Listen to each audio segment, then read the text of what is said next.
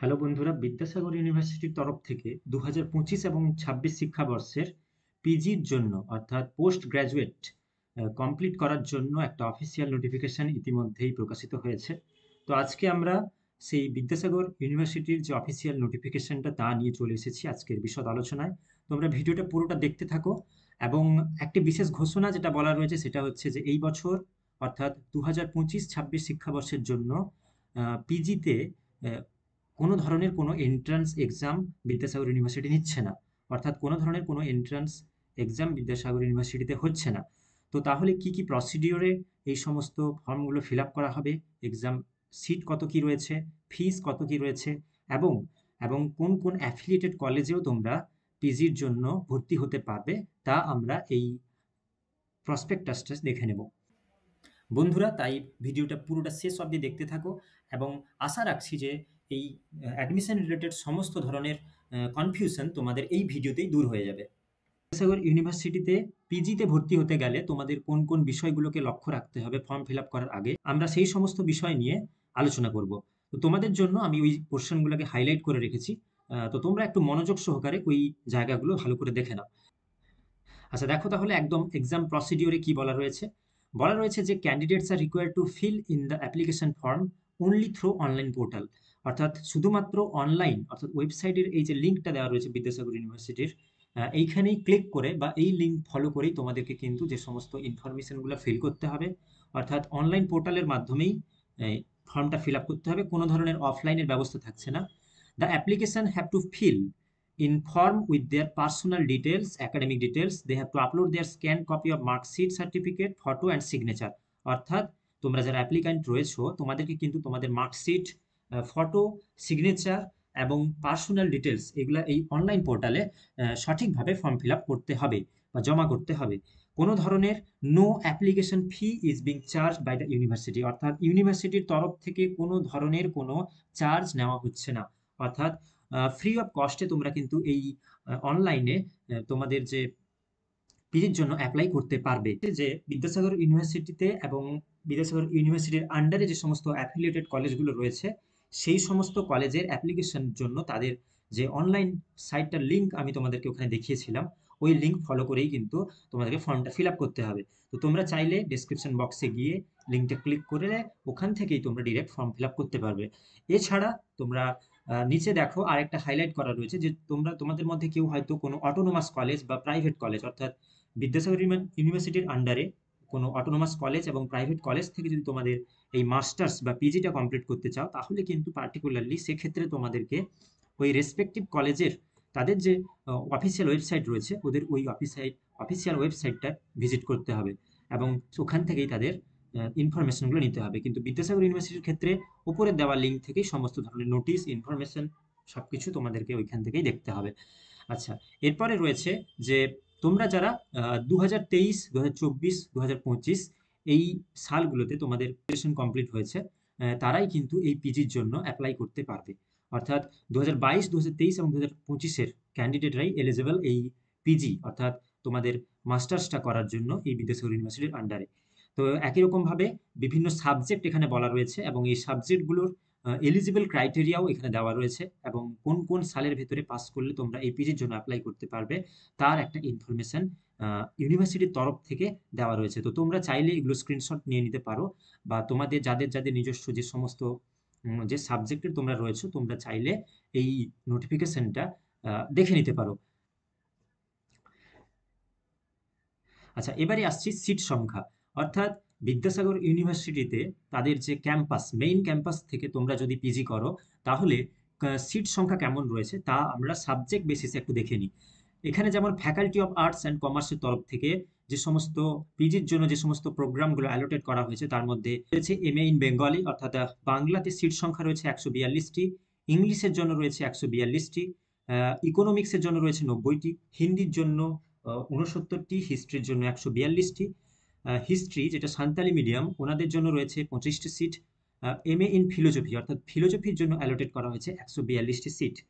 একই রকমভাবে পলিটিক্যাল সায়েন্সের জন্য 123টি সিট, পলিটিক্যাল সায়েন্স এছাড়া রয়েছে পপুলেশন, হেলথ অ্যান্ড ডেভেলপমেন্টের জন্য 30টি সিট, সংস্কৃতের জন্য 130টি, সান্তালির জন্য 69টি, সোশিওলজির জন্য 82টি, এমকম 80টি, মাস্টার্স অফ বিজনেস অ্যাডমিনিস্ট্রেশন অর্থাৎ এমবিএ এর জন্য 60খানা সিট অ্যালোটেড রয়েছে, bachelor of library and information সায়েন্সের জন্য 42টি seat, master of library and information সায়েন্সের জন্য 18টি, মাস্টার অফ লর জন্য 50টি। এছাড়া একই রকমভাবে ফ্যাকাল্টি অফ সায়েন্সের তরফ থেকে অ্যানথ্রোপোলজি সাবজেক্টের জন্য 69টি, অ্যাপ্লাইড ম্যাথমেটিক্সের জন্য 110টি, এমএসসি ইন বোটানি অর্থাৎ বোটানির জন্য 77টি, বায়োমেডিক্যাল ল্যাব সায়েন্স এবং লাইব্রেরি সায়েন্স এবং ম্যানেজমেন্টের জন্য 41টি, কেমিস্ট্রির জন্য 77টি, রিমোট সেন্সিং অ্যান্ড জিওগ্রাফিক্যাল ইনফরমেশনের জন্য 64টি, ফিজিক্সের জন্য 77টি, মাইক্রোবায়োলজি 41টি, ফিজিওলজির জন্য 56টি, জিওগ্রাফির জন্য 89টি সিট। এছাড়া কম্পিউটার সায়েন্সে 46টি, নিউট্রিশন অ্যান্ড ডায়েটেটিক্সের জন্য 41টি, ইলেকট্রনিক্সে 32টি, ফিশারি সায়েন্সের জন্য 41টি, বায়োটেকনোলজি অ্যান্ড বায়ো ইনফরমেটিক্সে 20টি, কম্পিউটার সায়েন্স উইথ এআই এর জন্য 33টি, এমএসসি জিওলজির জন্য 64টি, কম্পিউটার অ্যাপ্লিকেশনের জন্য রয়েছে 60টি এবং ওশান জিওমেট্রিক্স উইথ এআই এর জন্য রয়েছে 33টি। তো এ তো গেল বিদ্যাসাগর ইউনিভার্সিটির মেন ক্যাম্পাস থেকে পিজি করার জন্য যে সমস্ত সিটগুলো অ্যালোটেড হয়েছে। এরপরে চলে আসছি যে সমস্ত অ্যাফিলিয়েটেড কলেজগুলো রয়েছে বিদ্যাসাগর ইউনিভার্সিটির আন্ডারে, অর্থাৎ Bajkul, Milani Mahavidyalaya, Belda college, Egra college, Garhbeta college and so on.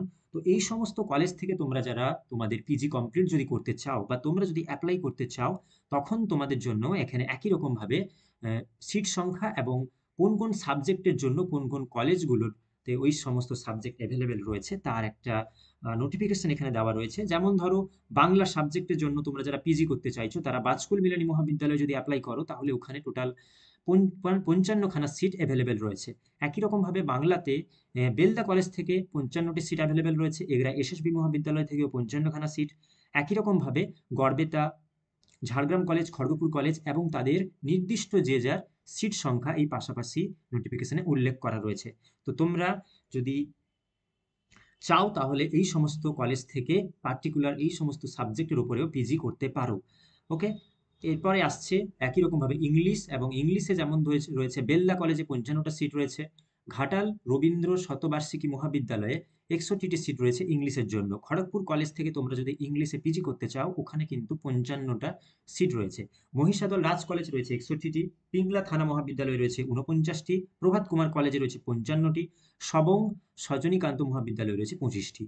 ওকে, আচ্ছা এরপরে রয়েছে সংস্কৃতেও তেমনি বাজকুল মিলানি মহাবিদ্যালয়ে 55টি সিট, খাটাল রবীন্দ্র শতবার্ষিকী মহাবিদ্যালয়ে 73টি, মহিষাদল রাজ কলেজে 37টি, নারাজোল রাজ কলেজে 37টি, প্রভাত কুমার কলেজে 55টি, সবং সজনীকান্ত মহাবিদ্যালয়ে রয়েছে 43টি, সীতানন্দ কলেজে রয়েছে 37টি, তাম্রলিপ্ত মহাবিদ্যালয়ে 50টি। একই রকমভাবে ফিলোজফি, হিস্ট্রি, কমার্স এদের পার্টিকুলার এই সমস্ত সাবজেক্টের জন্য পাশাপাশি এই সমস্ত কলেজগুলো অ্যালোটেড রয়েছে এবং তাদের সিট সংখ্যা পাশাপাশি দেওয়া রয়েছে, তোমরা চাইলে এটা দেখে নিতে পারো।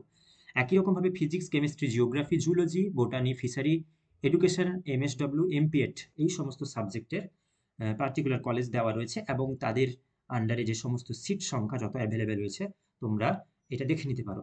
আচ্ছা, এবারে বিদ্যাসাগর ইউনিভার্সিটির অ্যাডমিশন প্রসিডিওরটা যেটা বলা রয়েছে, কোনো ধরনের কোনো এন্ট্রান্স এক্সাম এবারে হবে না, অর্থাৎ তোমাদের যে ভর্তির জন্য একটা মেরিট লিস্ট পরবর্তীকালে বের হবে এবং এই মেরিট লিস্টের বেসিসেই তোমাদের কিন্তু পিজিতে অ্যাডমিশন হবে।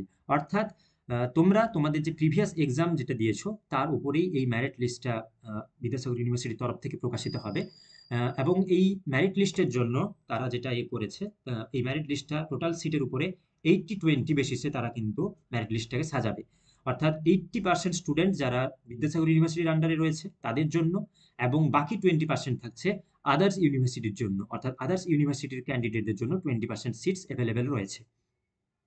80% সিটস তোমাদের জন্য যারা বিদ্যাসাগর ইউনিভার্সিটির থেকে তোমাদের গ্র্যাজুয়েশন করেছো তাদের জন্য এবং বাকি 20% আদার্স ইউনিভার্সিটির জন্য।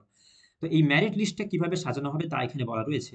যদি তোমরা তোমাদের ইউজি অর্থাৎ তোমাদের ফাইনাল ইয়ারের নাম্বারের উপরে পার্সেন্টেজটাকে ক্যালকুলেট করা হবে। এছাড়া তোমরা যারা সিবিসিএস অর্থাৎ সেমিস্টার প্যাটার্নে যারা এক্সাম দিয়েছো তাদের কিন্তু যে সিজিপিএটা আছে ওই সিজিপিএটাকে পার্সেন্টেজে কনভার্ট করে, অর্থাৎ পার্সেন্টেজে কনভার্ট করে তোমাদের ফর্মটা ফিল আপ করতে হবে। একই রকমভাবে যারা আদার্স ইউনিভার্সিটিতে রয়েছো, যেমন ধরো আদার্স ইউনিভার্সিটি থেকে বিদ্যাসাগর ইউনিভার্সিটিতে অ্যাপ্লাই করছো, হয়তো তোমরা বাঁকুড়া থেকে রয়েছো বা কল্যাণী বা বর্ধমান ইউনিভার্সিটি থেকে রয়েছো, তোমরা এই 20% জন্য, তোমরা 20% সিটের জন্য অ্যাপ্লাই করতে পারবে। তোমাদের ক্ষেত্রেও কিন্তু তোমরা যারা 3 ইয়ারের 3 বছরের যারা ইউজি কমপ্লিট করেছো, তাদের ক্ষেত্রে যে ফাইনাল পার্সেন্টেজ মার্কস ছিল ওইটার উপরে তোমাদের তোমাদের মেরিট লিস্টটা হবে।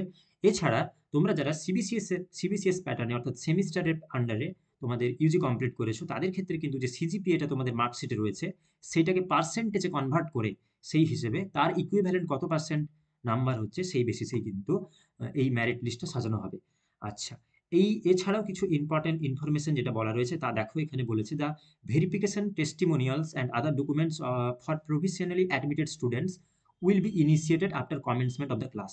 তো তোমরা এখন যারা যে সমস্ত ডকুমেন্টসগুলো তোমরা সাবমিট করছো, এগুলো কিন্তু পরবর্তীকালে যখন তোমাদের ক্লাস শুরু হবে তখন কিন্তু ফিজিক্যালি এগুলোকে ভেরিফিকেশন অর্থাৎ ভেরিফাই করা হবে। ওকে, এছাড়া রয়েছে তোমাদের যে online provisional admission will be gone through the university admission portal, অর্থাৎ ইউনিভার্সিটির পোর্টাল থেকেই কিন্তু তোমাদের অনলাইনের যে অ্যাপ্লিকেশন, যে সমস্ত ডকুমেন্টস ওগুলো সাবমিট করতে হবে। এবং তোমরা যে সমস্ত সাবজেক্ট থেকে তোমরা ফর্ম ফিল আপ করবে সেই সাবজেক্টেরই পার্টিকুলার ওই ডিপার্টমেন্ট থেকেই কিন্তু ভেরিফিকেশন প্রসেসটা পরবর্তীকালে চালু হবে। এবং এই ভেরিফিকেশন কখন হবে, কি হবে, সমস্ত প্রসিডিওর ইউনিভার্সিটির পার্টিকুলার ডিপার্টমেন্ট থেকে পরবর্তীকালে তারা নোটিফাই করবে। ওকে, আচ্ছা আচ্ছা, এরপরে তোমাদের যদি এইচএস এর পার্সেন্টেজ তোমরা ফর্ম ফিল আপের সময় চায়, ওই যে টোটাল টপ 5 সাবজেক্ট রয়েছে ওই 5টা সাবজেক্টের উপরে কিন্তু তোমাদের অ্যাগ্রিগেট মার্ক ওখানে তোমাদের সাবমিট করতে হবে। এছাড়া যে ফি স্ট্রাকচার, এই ফি স্ট্রাকচারটা তোমরা একটু দেখে নাও ভালো করে।